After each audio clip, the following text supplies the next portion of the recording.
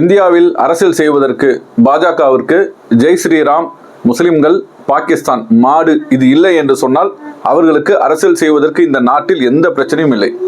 அவர்கள் இதை வைத்து மட்டுமே மத அரசியல் செய்து பெரும்பான்மை சமுதாயத்தை சிறுபான்மை சமுதாயத்திற்கு எதிராக திருப்புவதற்கு ஒரு மத வெறுப்பு அரசியலை தொடர்ச்சியாக அவர்கள் ஒவ்வொரு மாநிலத்திலையும் ஆட்சி அமைத்தவுடன் இந்த மத வெறுப்பை தான் அந்த மாநிலத்தில் முதன்மையாக விதைக்கிறார்கள்.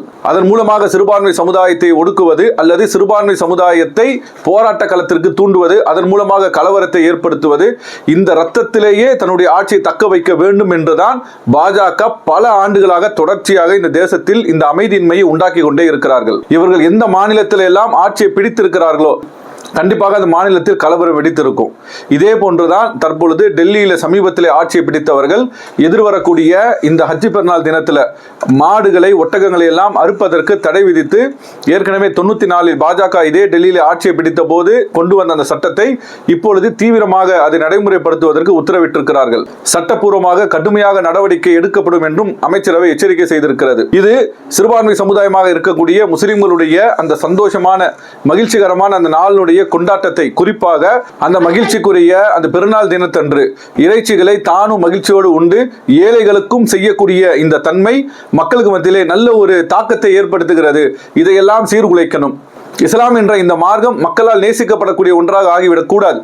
முஸ்லிம்கள் பிற சமுதாய மக்களோடு நெருக்கமாக பழகக்கூடிய ஒரு சூழல் பாஜகவிற்கு ஆபத்து. எப்பொழுதும் முஸ்லிம்களை பிற சமுதாயத்தை விட்டு தூரமாக வைத்திருக்கணும், பகையாக வைத்திருக்கணும். இஸ்லாம் என்ற இந்த மார்க்கத்தை வெறுப்பாக மக்களுக்கு மத்தியிலே காட்டணும்.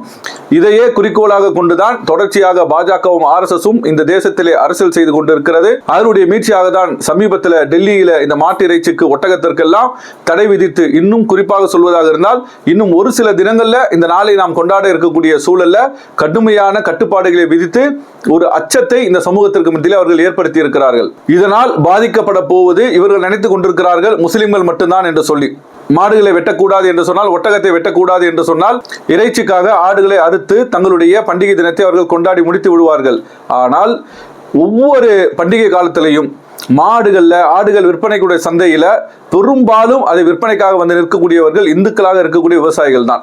இவர்கள் உண்மையிலே துரோகம் செய்வது இஸ்லாமியர்களுக்கு அல்ல. இந்த தடைகளின் மூலமாக இந்துக்களாக இருக்கக்கூடியவர்கள், அந்த விவசாயிகள் தங்களுடைய மாடுகளை விற்க முடியாமல் அவர்களுக்கு பெரும் நஷ்டத்தை, இழப்புகளை அவர்கள் உண்டாக்குகிறார்கள். நீங்கள் நினைத்துக் கொண்டிருக்கிற உங்களுக்கு எதிராக முஸ்லிம்கள் வருவார்கள், உங்களை விரட்டி அடிப்பார்கள், நாம் பார்த்துக் கொள்ளலாம் என்று நினைக்கிறீர்கள்.